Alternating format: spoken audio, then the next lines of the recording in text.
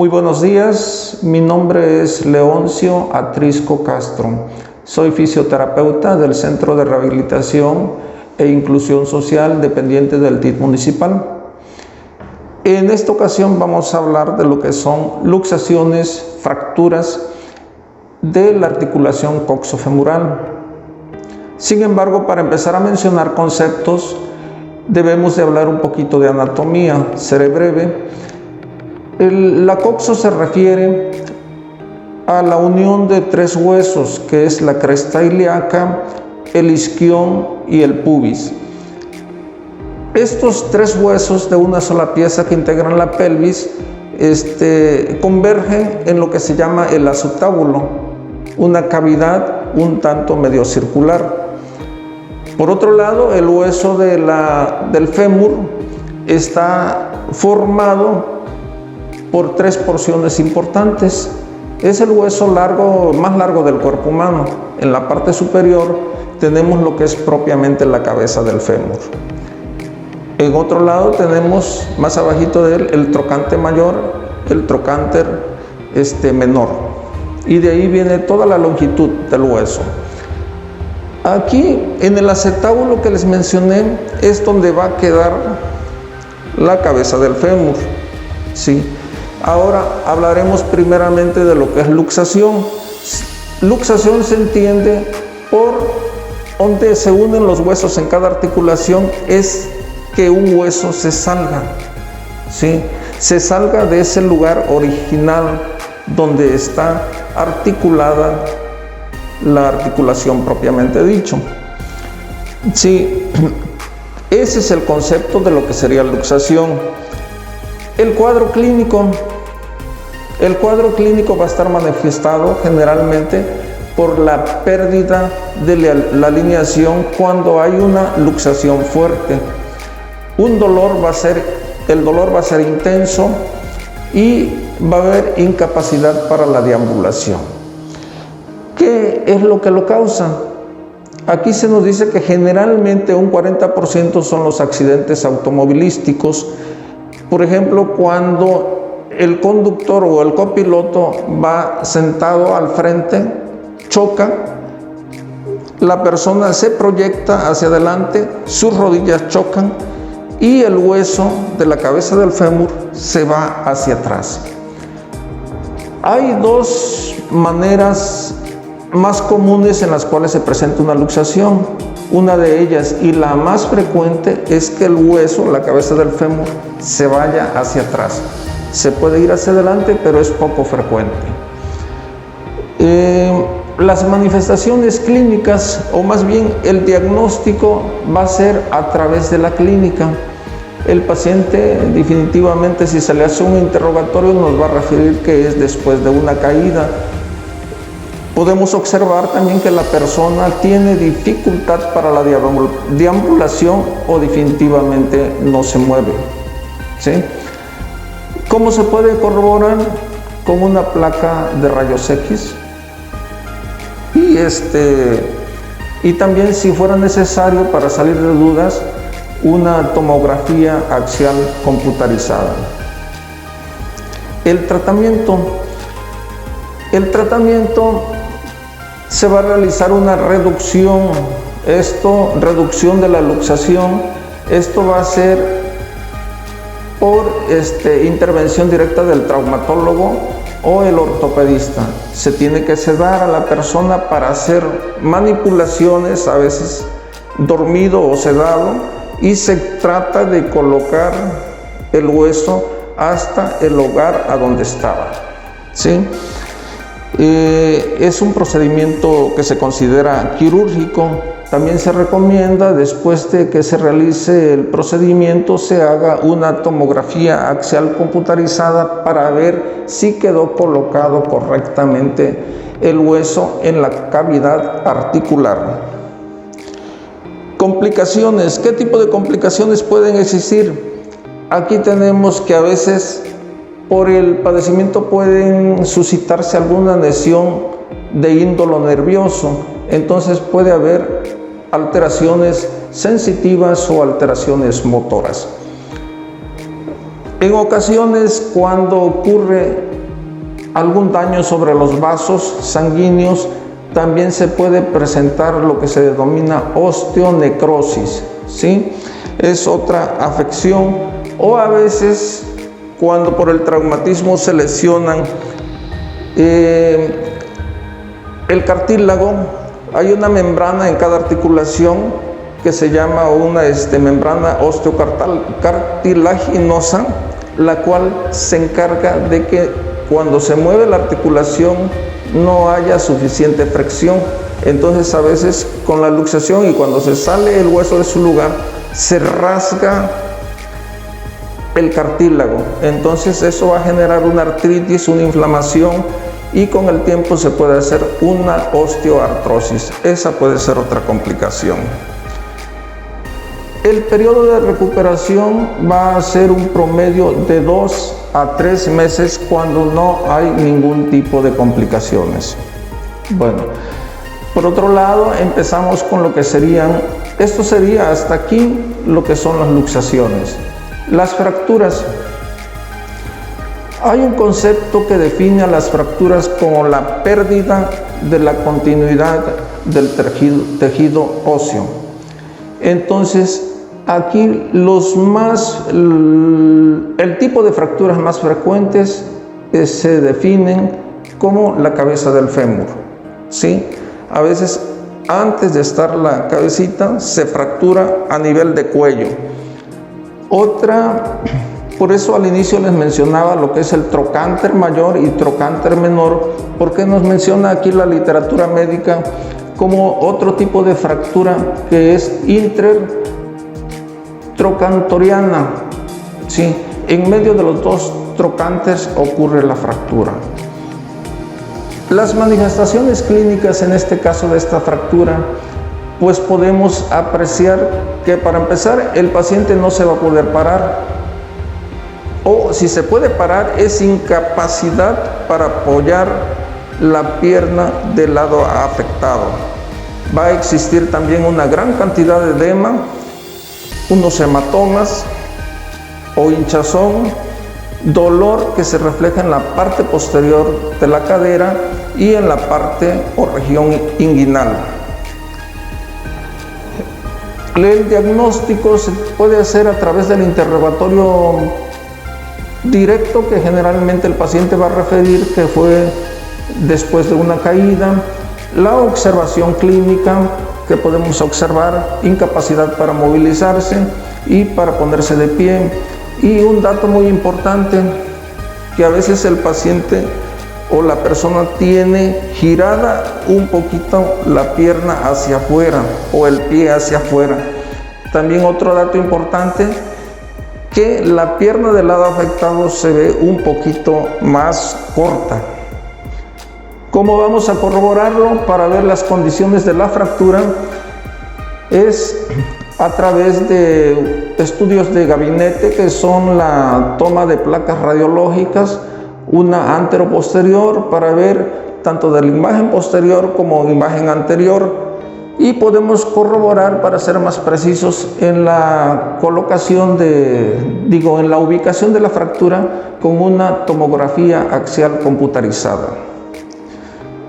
Estos datos son importantes porque van a determinar el tipo de tratamiento que va a ser, el cual generalmente tiene que ser tratamiento quirúrgico. El procedimiento se llama reducción quirúrgica, y ya el cirujano, dependiendo de las características de la fractura, se encargaría de ver si coloca unos clavos intramedulares o una placa con unos clavos. La técnica quirúrgica es en base al tipo de fractura, ¿sí? Vamos a ver qué tipo de complicaciones o factores, las causas más bien, que lo van a generar, son igual como en las luxaciones. Está documentado que, de acuerdo a la literatura médica, nos dice que el 40% de este tipo de padecimientos se va a presentar por problemas automovilísticos, y el 20% se presentan por problemas o caídas o accidentes en casa, ¿sí? Generalmente, bueno, existen otros factores de riesgo muy importantes que son la edad, ¿sí? En la edad se dice que las personas adultas mayores tienen más propensión a sufrir fracturas en las caídas. De ahí tenemos el sexo. Desafortunadamente está documentado de 3 personas lesionadas, 2 son mujeres y 1 es hombre. O sea, 3-1 es la proporción del sexo, predominantemente más sobre las mujeres. Otro factor de riesgo tenemos la osteoporosis. Cuando la persona tiene osteopenia o tiene deficiencia de calcio en los huesos, esto va a hacer que sean más porosos, más frágiles. Entonces esas personas, si llegan a sufrir alguna caída, es más probable que sufran una fractura. Y las fracturas se originan principalmente a nivel de columna, pelvis o muñeca o tibias. Entonces esos son los lugares más frecuentes de las personas que tienen osteoporosis. Otros factores de riesgo son los medicamentos. Hay personas que por su edad utilizan tratamiento a base de ciertos medicamentos como son sedantes, tranquilizantes, los cuales los dejan con cierto grado de somnolencia. Eso hace que la persona, a veces sus reflejos estén disminuidos y a veces eso les origina a la vez que sus movimientos sean un tanto torpes. Por eso hay que tener mucho cuidado en aquellas personas adultas que se le administran algún tipo de sedante o tranquilizante, porque van a cursar con este factor de somnolencia y sus reflejos no están muy buenos. Otra es la falta de una nutrición adecuada, como son las deficiencias de la vitamina D y de calcio en su alimentación. Ese es un factor porque ocurre una especie de descalcificación de los huesos y los hace más propensos. Esto va a la par casi con la osteoporosis. Otro factor de riesgo tenemos a la inactividad física. El ejercicio nos sirve de mucho porque nos da tono muscular y el músculo es el recubrimiento y la protección de los huesos. Entonces, una persona que está inactiva, aparte de que pierde la masa muscular, el volumen de masa muscular, en una caída no se encuentra tan protegida para que los huesos resistan más. Entonces, esas personas que son inactivas físicamente tienen más propensión en una caída a sufrir una fractura. El diagnóstico, pues ya lo dijimos. El tratamiento, pues también va a ser a base de la reducción de la fractura. Es un procedimiento quirúrgico y tenemos aquí anotadas qué complicaciones pueden ocurrir en una persona que ha sufrido fracturas de las articulaciones de cadera o coxofemoral. Generalmente este tipo de personas va a cursar con un largo periodo de inmovilidad. Esto va a hacer que se quede lo que denominamos nosotros reposo prolongado. Esto ocasiona una lentitud en la circulación sanguínea y puede generar coágulos a nivel de piernas, pulmones y en la sangre. ¿Qué es lo que debemos de hacer? En los hospitales se estila que cuando la persona está encamada por ese tipo de fracturas, se le realicen movilizaciones constantes, precisamente para evitar un éxtasis venoso, y a nivel de pulmones, para evitar coágulos, también podemos dar un poquito de masaje sobre los pulmones o un poquito de palmopercusión. Otras complicaciones que se pueden presentar en la persona que lleva grande tiempo inmóvil serían las úlceras de decúbito o escaras. por estar acostado a veces se le hacen unas llagas. Entonces, para evitar eso, a veces se le prescribe colchones de agua para que no haya presión constante sobre las eminencias óseas, generalmente a nivel de sacro, ¿sí? Y otra complicación serían las neumonías. Se ha comprobado que las personas que están mucho tiempo acostados pueden tener problemas respiratorios. Entonces, para evitar eso, se le prescriben e indican ejercicios respiratorios. En términos generales, la prevención, ¿qué podemos hacer? Un poquito de ejercicio. Decía al inicio que el ejercicio va a ayudar a aumentar la masa muscular y la masa muscular sirve para proteger los huesos. Que nuestra dieta también, otro punto, contenga suplementos vitamínicos para administrarse la vitamina D y el calcio. Los ejercicios de equilibrio también son muy importantes porque principalmente las personas mayores, su equilibrio no está muy bien, entonces tenemos que ponerles un programa para tener mejor equilibrio. Otra medida de prevención serían las adecuaciones del hogar. ¿Qué es esto? De que a veces los adultos mayores caminan, pero no tienen buena vista, no tienen reflejos y a veces pueden tropezarse con unos muebles, con la alfombra o con las escaleras, con cables. Todo eso que pueda servirle o pueda afectarle al paciente, que pueda generarle una caída, hay que evitarlo.